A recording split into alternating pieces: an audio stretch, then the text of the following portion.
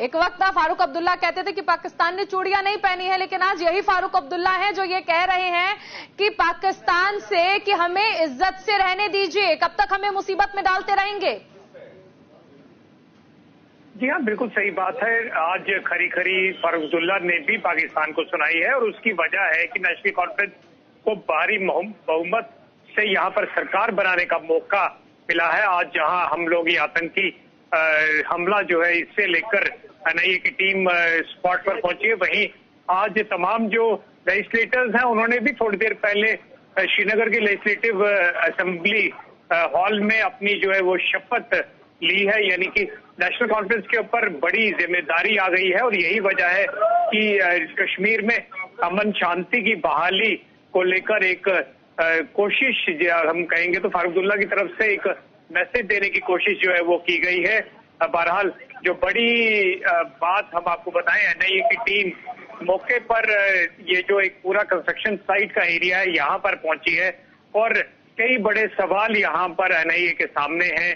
आतंकी इस सुरक्षित इलाके में जहां पर की सिक्योरिटी भी होती है वहां पर पिछली वाली साइड से घुसे और सबसे पहले रात के अंधेरे का फायदा उठाते हुए उन्होंने जो सुरक्षा गार्ड थे वहां पे प्राइवेट सिक्योरिटी गार्ड उन्हें मारा। उसके बाद वो जो मेस जिसमें ये लेबर द्वारा जो है अपनी रोटी खा रहे थे वहां पर पहुंचे ये आतंकी, वहां पर अंदर उन्होंने फायरिंग की। उससे काफी आगे जाकर जो ऑफिसर्स मेस है वहां पर भी उन्होंने फायरिंग की और उसके बाद वो मेन गेट जो मेन ऑफिस है वहां पर जाके उन्होंने फायरिंग की।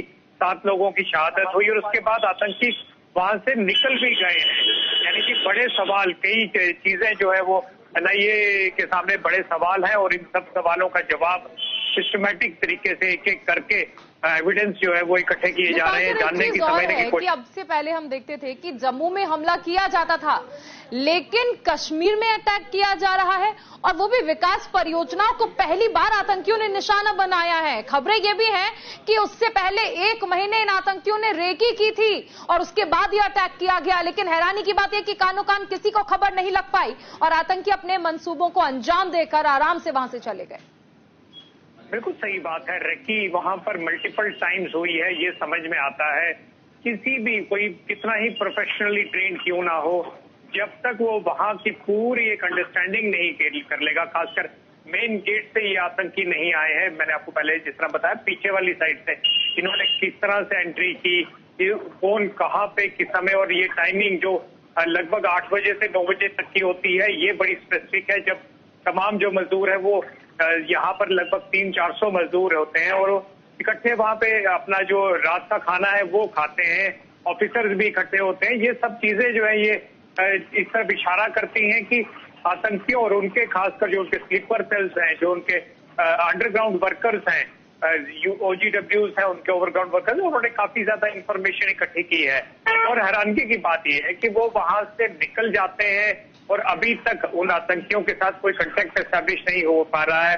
हालांकि ये कहा जा रहा है कि पास का जो गगनगीर का फॉरेस्ट एरिया है वहां पर ये आतंकी छुपे हुए हैं और इन्हें उस एरिया में कोऑर्डिनेट सर्च ऑपरेशन चलाया जा रहा है। लेकिन निश्चित तौर पर बहुत बड़े सवाल जिनका जवाब जानने एनआईए वहां पहुंची है। बिल्कुल, अभी वहां पर क्या अपडेट है, क्योंकि आतंकियों के बारे में कोई इनपुट्स निकलकर सामने आ पाए हैं कि कब से ये लोग रेकी का, तो क्योंकि पता चल गया है कि 1 महीने से रेकी की जा रही थी, लेकिन विकास परियोजनाओं को टारगेट करना ऐसा पहली बार हुआ है। इसके अलावा कुछ और इनपुट्स जो एनआईए अब तक इकट्ठा कर पाया हो इन आतंकियों से जुड़ा हुआ? कुछ ही समय हुआ है जब एनआईए वहां पहुंची है, वो अपनी तरह से जो प्रोफेशनल काम है वो कर रही है। लेकिन निश्चित तौर पर दूसरी तरफ आप जानते हैं TRF द रेजिस्टेंस फ्रंट ने ये क्लेम भी कर लिया है कि उनकी तरफ से ये अटैक है और इसमें शेख मुबारक गुल जो एक पाकिस्तान में बैठा TRF का आतंकी है, सरगना है, उसे मास्टरमाइंड इसमें जो है वो बताया जा रहा है। और इस सब के बीच हम आपको एक और जो बड़ी अपडेट देते चले कि ये जो एक विकास परियोजनाएं हैं ये दरअसल एक टारगेटेड किलिंग है, क्योंकि जहां भी जम्मू कश्मीर में चाहे रेलवे के प्रोजेक्ट चल रहे हों या फिर 4 लेन के प्रोजेक्ट, यहाँ पर बड़े बड़े टनल, ये जो जोजिला और जेडमोर टनल है ये लेह लद्दाख को 24/7 जोड़ेगा पूरे देश के साथ 365 डेज और सामरिक दृष्टि से बड़ा इंपॉर्टेंट ये प्रोजेक्ट था। निश्चित तौर पर आतंकियों को पता था कि यहाँ पर बिहार और MP से काफी ज्यादा लेबर यहाँ पर है और इसीलिए यहाँ पे जो है वो एक टारगेट इसे किया गया है। बहुत शुक्रिया दीपांकर इस तमाम जानकारी के लिए। तो देखिए, टारगेट किलिंग की घटनाएं आखिर कब तक इसी तरह से चलती रहेंगी, ये बड़ा सवाल है।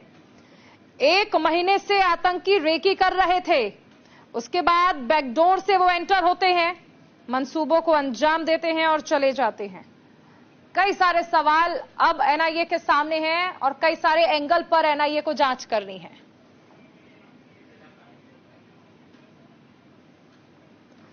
गांदरबल आतंकी हमले पर पाकिस्तान को फारूक अब्दुल्ला भी लताड़ते नजर आए और कहा कि हमें इज्जत से जीने दीजिए। गृह मंत्री अमित शाह ने इस आतंकी हमले को कायराना बताया।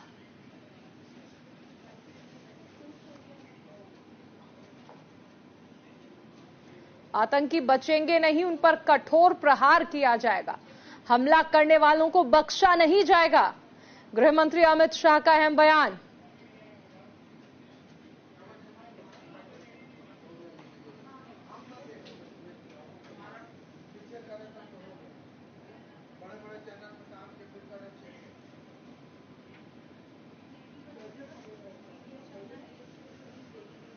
तो गांदरबल आतंकी हमले पर पाकिस्तान को लताड़ते नजर आए फारूक अब्दुल्ला। उधर गृह मंत्री अमित शाह ने भी इस हमले को कायरतापूर्ण बताया है। देखिए, मजदूरों को मजदूरों को निशाना बनाया गया। यहां पर यही सवाल है, मजदूरों के मन में खौफ पैदा करके क्या दिखाना चाहते हैं आतंकी।